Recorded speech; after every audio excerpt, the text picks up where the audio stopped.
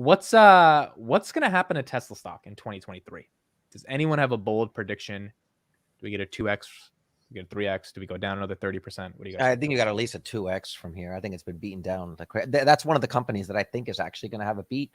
I think they did a lot of pushing to get, even though Elon said he wouldn't do that anymore, like try to push for the end of the quarter. I think he realized that the importance of it. And so I think we've got at least a 2x in Tesla from where it is now. And we'll see, because Tesla feels like it operates like a crypto on the stock market. And so it's incredibly volatile, and it trades much more on sentiment than a lot of other stocks. And so it's hard to say. I think we've been sold this idea that a lot of what happened to Tesla this year was based on Twitter, but I don't think so. I mean, if Meta's down 70% and Amazon's down 49%, I mean, I think this has a lot more to do with the Fed and the macro. So we'll see. Again, if we're looking for that Fed pivot, I think if Tesla can produce numbers that are either on par or can beat what people are expecting, I think we're going to at least a 2, maybe 3x this year. I don't think this year. This year, yeah, this coming year, yeah. You think we're a 2x in 1 year, 200% in 1 year? Yep. By the end even of the with year, the macro, with interest rates. Yeah, sure. Well, 2x, you mean a double? You mean 120? Yeah, like a double. 40. 240, exactly. Oh, so that's a 1x. I mean, if they continue to do what they're doing, and keep in mind, we're supposed to see the Cybertruck this year. If we don't see the Cybertruck this year, this is a $60 stock. Let's be honest. I mean, if they don't hit that, with all the things that Elon Musk has been sort of optimism bias on the time frame, if we don't see Cybertruck this year, that's a big problem. But if we do see Cybertruck this year, I don't see how we're not going to see at least a double, if not a triple, this year. Well, I think the first couple of quarters are probably going to be the best in terms of indicators on where Tesla's headed for the rest of the year. I mean, we all know the car market's pretty much tanked over the last 6 months. How much of an impact is that going to have on Tesla? I mean, you look at their backlogs, they've pretty much mostly have resolved. They're also cutting back on pricing on certain models also. So margins could also get compressed, right? Which means that tremendous margin that they had over the last couple of years may not necessarily come forward in 2023, in which case people might end up, reevaluating what the price is. I do think that they're pretty fairly valued at $100. I don't think that there's much room for, oh my God, it's going to double or triple within the next year, or it's going to go down 50%. Also, like that's kind of delusional to think that they'll go down so much, considering that they're still generating a tremendous amount of cash.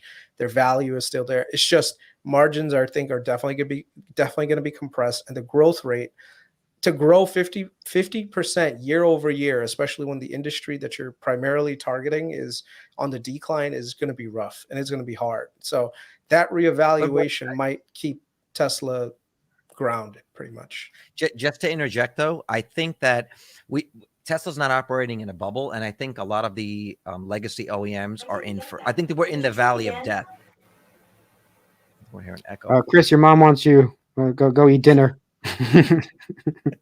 Oh, sorry, I was muted too. You're good, Carlos. Keep going. No, I'm just saying. I think you're right. If legacy automakers was still operating exactly, if it was just business as usual, but I think we're approaching the valley of death, part of the EV adoption, and I think this is where we're going to start to see some of the collapse of the legacy automakers this year. And so, even if Tesla has a bad year, if everything else in the market has an even worse year, and you're seeing ICE vehicle sales crater and they're not able to ramp up EV production, and Tesla already has a lot of the deals necessary to ramp EVs, I don't think that it's going to be as much of an impact on the stock price if they're not selling, or if their margins do get compressed, because compared to, say, Toyota, which was selling 11 million vehicles, is now selling 7 million vehicles. I mean, what are they going to sell this year? What are they going to sell ICE vehicles? You know what I'm saying? And so I think this is where we're going to actually see the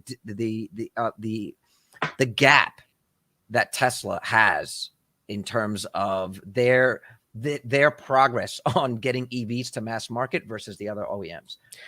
There's also the financing thing too, right? Like financing a car right now is really expensive, considering what's going on with the interest rates. I did just finance my Tesla. I was at 4.5% before the last raise. So I'm not sure if it's over 5% now.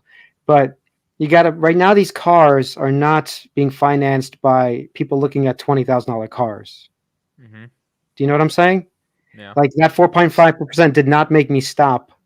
Look, I don't want to pay more in interest. I'm not saying that, but it didn't make me stop. Why didn't you just buy it in cash? Aren't you rich?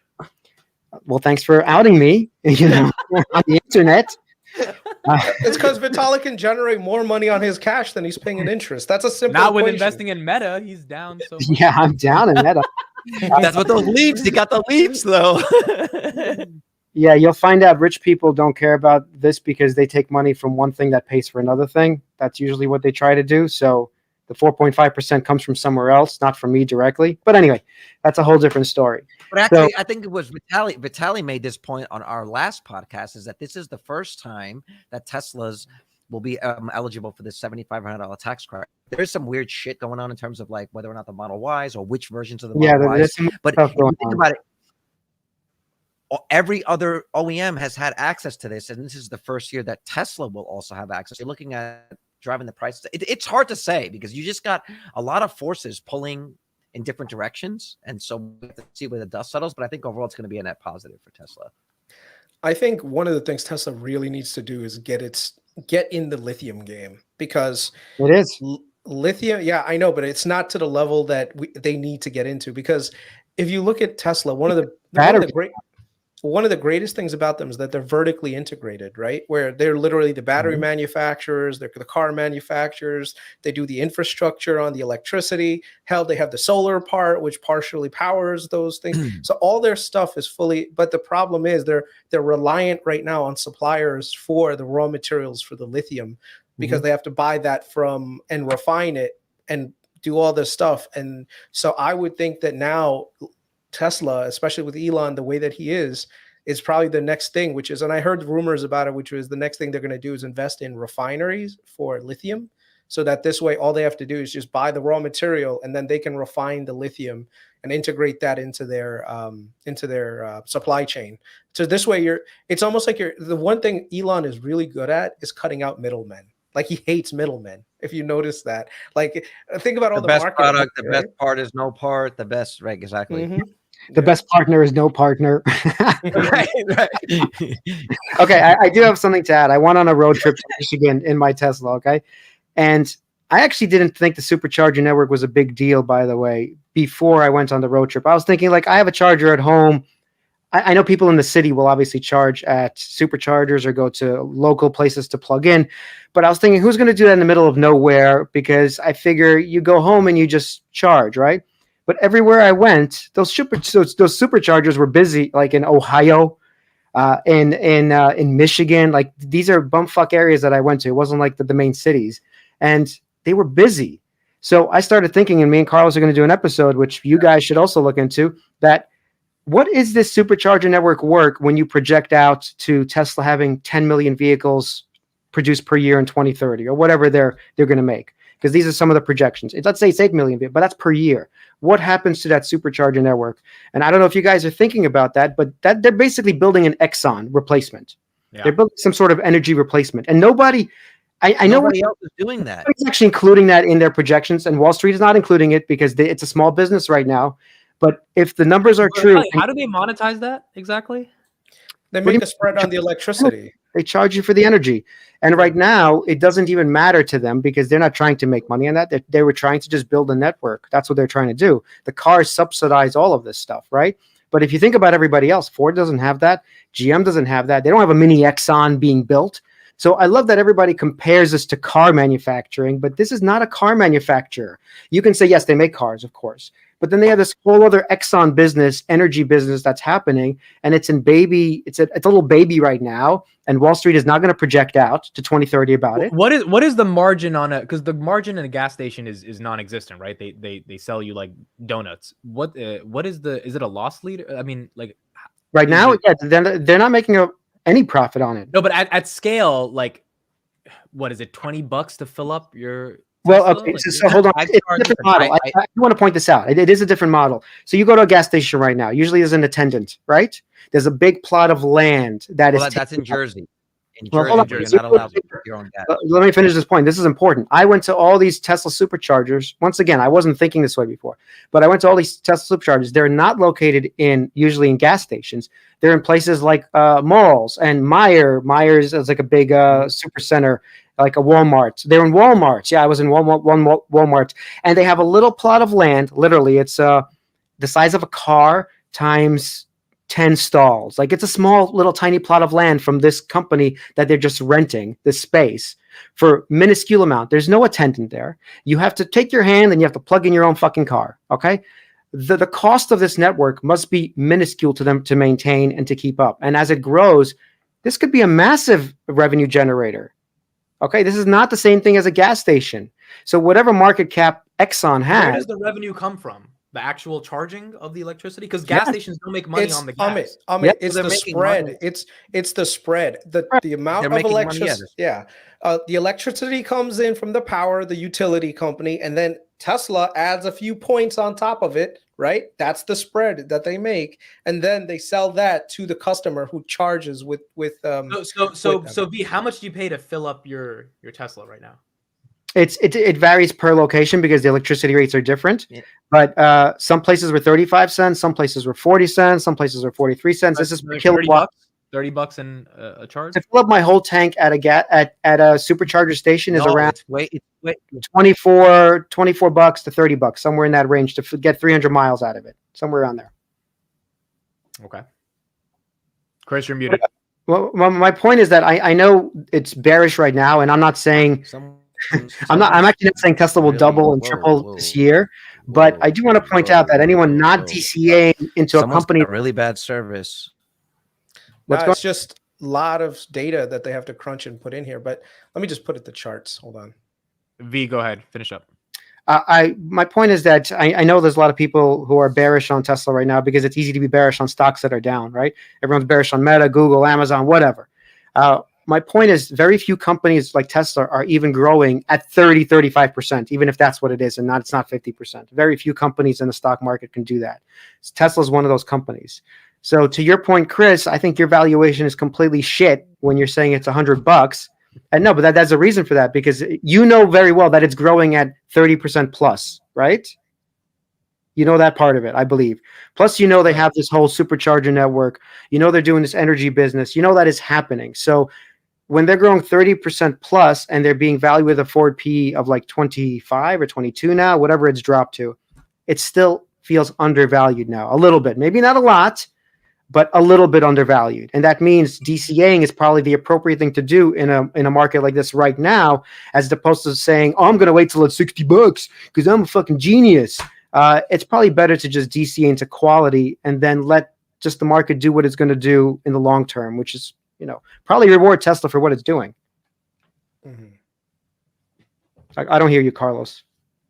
Carlos, you're muted. Let me just go back. Okay, so just to give you an idea, Model X Plaid, 100 kilowatt hour battery. I added 67 kilowatt hours of energy. Okay, I don't know if you can see that. 67 kilowatt hours. Did compress, genius. Whatever R said, like the multiple did compress. Look what it cost.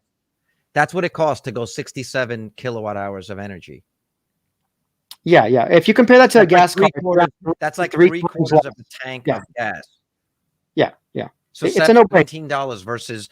I mean, we filled up when we went to Big Bear. Gas was the cheapest that we've seen. We went to Big Bear this weekend for to do some snowboarding, and it was like $67 to fill the tank, and that was the cheapest, right? It would normally be like $120. You're looking at whatever, $18. And most of these superchargers that we go to have solar panels installed and batteries.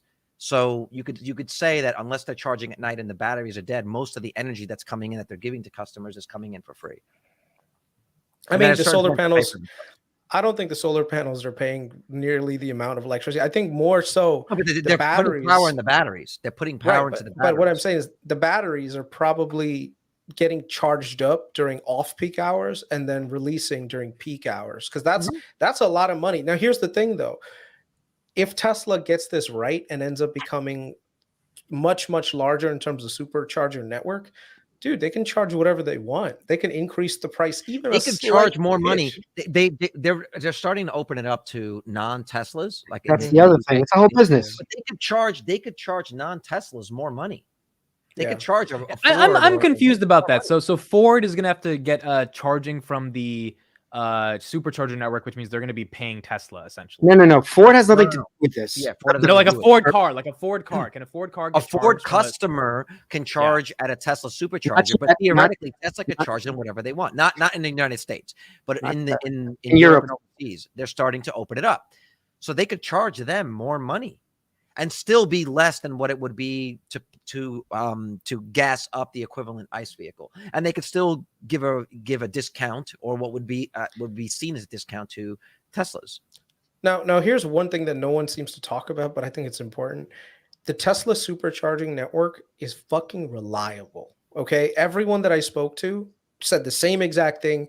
Supercharger, they go to charge, they never have a problem. You go to Electrify America, you go to any of these other ones, half, if not more times, they're waiting because the bullshit does not work. Okay, whatever technology that they're utilizing to get this thing integrated, it's not working. So it's almost like a decentralized way that they're doing it. And these charging stations, the worst thing you can possibly do in terms of market perception is go to a charger and the fucking thing doesn't work, and you got barely 5 miles left on your car, right? That is the experience that I hear on every single other charging company, with the exception of the Tesla Supercharger. Yeah, and here's the comment: gas stations will integrate EV charging, and I was answering that point before. They won't, because it's a different business model. If they integrate that, their main business model gets disrupted and destroyed. What do they have this giant plot of land for, right? That'll get. But think about it. If you owned a gas station and you had to stay in business, you could slowly transition. Like if you had to stay in business, I don't think you'll make as much money. I think the point is that you won't make as much money. Yes, you don't want an operator there. Tesla wants a tiny little piece of land that they rent from Meyer or Walmart or whoever. Tiny, small, low rent. They put in their little station. People plug in their own cars. That's the business model that works. Where it's akin to like a smaller app developer coming in and taking over some market share, right?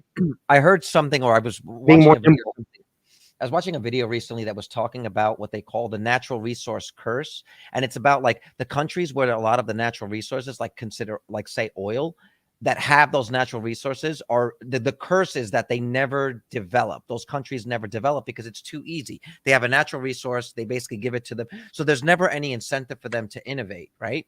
But with something like EV and solar, the companies or the countries that innovate and can use can use technology will win. And so a gas station is a pretty primitive sort of business, right? You have this liquid that it comes to you refined, you put it in the ground and you deliver it to customers at a certain price. But EV charging is something that's just a lot more nuanced than that. And so, yeah, I could see why a gas station is not going to be able to necessarily just make the switch and switch over to EV charging. But you also have the disadvantage where, what was that channel that we've been watching a lot of recently, the not so out of spec reviews? The guy that did out of spec review on the Discord, the guy that was like testing all these chargers. This is exactly what you were talking about, Chris. A guy would go to a Rivian charger at like an EV Go station, and like none of them would work, right? And so you have like the car companies that have to get their technology right, and then you have the EV chargers that need to make their technology right, and they all need to work together under what could be really laborious conditions to make a really good experience for the end user. Whereas Tesla integrates the whole thing, and they can create that experience for the end user. And so this is like it's a sleeper hit for Tesla that is like it's just a bullet in the gun that people don't necessarily see right away. And once we get more of these other OEM EVs on the road, I think that's where you're really going to see the problems that these legacy systems are having. Like it's like Ford and GM having to rely on third parties to supply the charging for them. Now, here's one other thing. Let me ask this question real quick, and then Chris, you got it. What city did you see the Superchargers? There was a lot of city. I mean, me and Carlos are going to do a full episode where I have my whole route. So it's all along Michigan. A lot of Myers are basically what Tesla made deals with. And so once again, I don't know. The one city was Gaylord, Michigan. I'm not even kidding. This is not a joke. By the way, I'm not trying to make a joke. Wait, hold on. Yes, there is a place called Gaylord. Yosemite, Ohio. Hold on, we're about to show this right now. There's a city named Gaylord, Michigan. Oh yeah, no, it's real. This is real stuff. I'm not making this up. 4,000 people live here in And Gaylord. they have a supercharger. Go ahead, And they take have a supercharger. And we went skiing there. Yeah. Go to the supercharger. Show that it actually was there. That I'm not fucking around here. There's other small little towns, Yipsetapa, something, Ohio, like little tiny towns with superchargers all along them, and people were always there. This is what's amazing. Yeah, this is it, right? This is it. Yeah, I have no idea. I have no idea why people were there. First of all, I even came up to some people. Electrify America is also, and I was talking to some people who owned Rivians and stuff. And I saw a bunch of EVs, but Teslas were everywhere. It's crazy. I don't know why they're there. I thought I'd be the only guy charging. Honestly, it's just not how it is. There's people charging. So Well, I just looked it up on the map, and there is one supercharger in Gaylord, Michigan. That's the one I was at. No. It's not one. It's a stall. It's 10. It's 10 superchargers. Let me see. Meaning it's 10.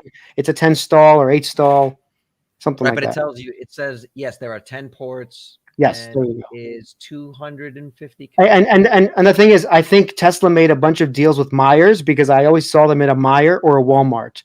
So they just made all these deals and took tiny little plots of land, so small at the corner of the lot where you could then just park, charge your car, go in and buy whatever you had to eat. There's plenty of restaurants around there as well. Pretty smart of them. This is why the gas station thing is not going to work out. Gas stations are usually self-enclosed things unless they start spreading out and making it like where you can go sit down and have food and whatever, go shopping. So Tesla's being smart in this, that they're not doing gas stations. They're doing something different. I can't explain it. It's something different. It's smart because a gas station is a place that you pull off the highway, you get the gas, 5-10 minutes, and you leave.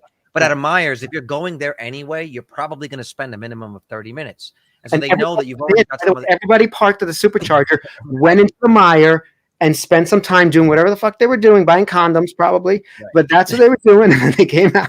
Trying to increase that population above 4,000. What's a condom? Wait, what is it? No, I'm serious. What is that? That's like an album or something? What's a condom? Is that on your Tinder profile, Amit? What's a condom? As Wall Street actually... Listen, me and Carlos are going to do a full episode on actually valuating this out, and everybody should do this episode or do this valuation themselves. But we're going to do a full episode discussing. Well, what did you think of my valuation with Steve? What? I value Tesla with Steve. Did you watch that? Remember? Well, is Steve the guy who's sort of bearish on Tesla? Was that the guy? Yeah.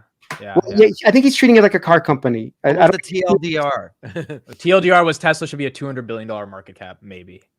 Yeah, and I'm not saying you can't get there, by the way. I'm not even saying this year anything could happen. Absolutely. I'm talking about the future. I'm talking about what is this worth if Tesla succeeds in being an Exxon, you know? At 330 billion market cap, and that's just one. That's just one Exxon, right? Are you and Carlos buying right now heavily? I'm buying. I'm DCAing. Yeah, the thing is, me and Carlos already have a lot of Tesla. Yes, we know you're up 30x. We get it. I'm asking, are you? Right now, it's more like 7-8x. Okay, so Yo, at the peak, how much were you up at the peak? It was like a 20x. 20-25x at the peak. Yep. And you were selling some of it there, right? I sold very little. I'll be honest. I sold more Enphase actually at the peak than I did Tesla. Just because I believe so strongly in the vision of like what's going to happen with Tesla. And I believe in Enphase too, but I was smart enough to take some profits on Enphase, obviously at 300. Are you annoyed that the 20x has gone down to 7x, or are you excited? Oh yeah, who would be happy about that? But it is an opportunity to DCA, so I am DCAing again. I didn't want to DCA, by the way. My whole thing is like I'm ready for the moon. I'm ready to pack my bags. I'm ready for the yacht. I need the mansion. We want the toga parties in Mykonos. Yeah, I was ready for all that. When you were up 20x, if you had sold, would you have enough to get the yacht, or not enough? No. Well, I mean, I'd get some sort of a yacht. We could rent the yacht, but I want to buy the yacht. No, I could have bought a yacht, but I didn't want. I needed a really good yacht. I need the 11-person, pool, little helipad on top. This is what I'm going for.